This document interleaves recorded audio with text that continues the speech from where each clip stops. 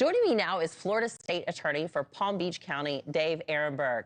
Dave, thank you so much for being with us again. Walk us through what this investigation will look like. How will state prosecutors work alongside federal investigators? Anna, it's good to be with you. The concern is that they're going to be working not alongside them, but competing with them. Remember, the whole basis of the state investigation is that the state does not trust the feds. They think the feds are compromised. Meanwhile, they're going to have to depend on federal investigators and federal prosecutors to turn over the evidence that the feds have collected. So it is not unusual for the state and feds to work together. It is unusual for the state to do a duplicate investigation because they don't trust the feds. But that's the state of our politics today in the year 2024. So do you think it does come down to politics?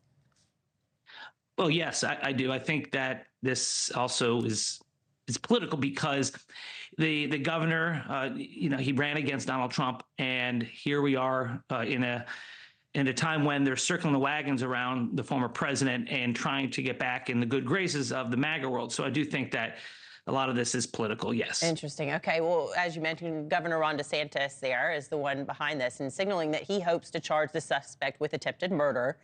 What potential challenges could prosecutors run into, given that the suspect didn't fire any shots and never had Trump in his sights there?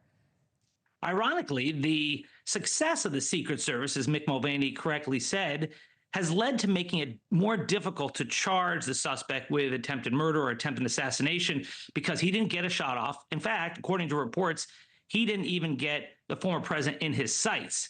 So you need more. You need to show that his intent was clear, that he tried to kill the former president. You need to look at all of his writings, who he spoke to, and then you need to show that he took a substantial step towards accomplishing his goals. It's not enough just at preparation. You have to do more than that.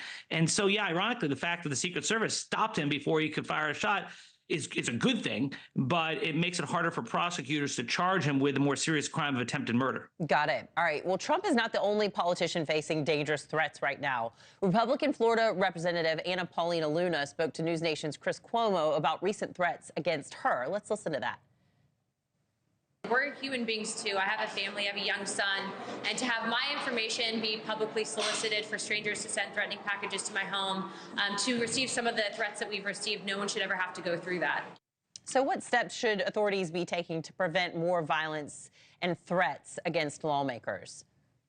Authorities don't have unlimited resources, so it's difficult to put all the people in front of those potential targets. Now, we can increase it in front of former President Trump because he's now faced 2 attempted assassinations attempts.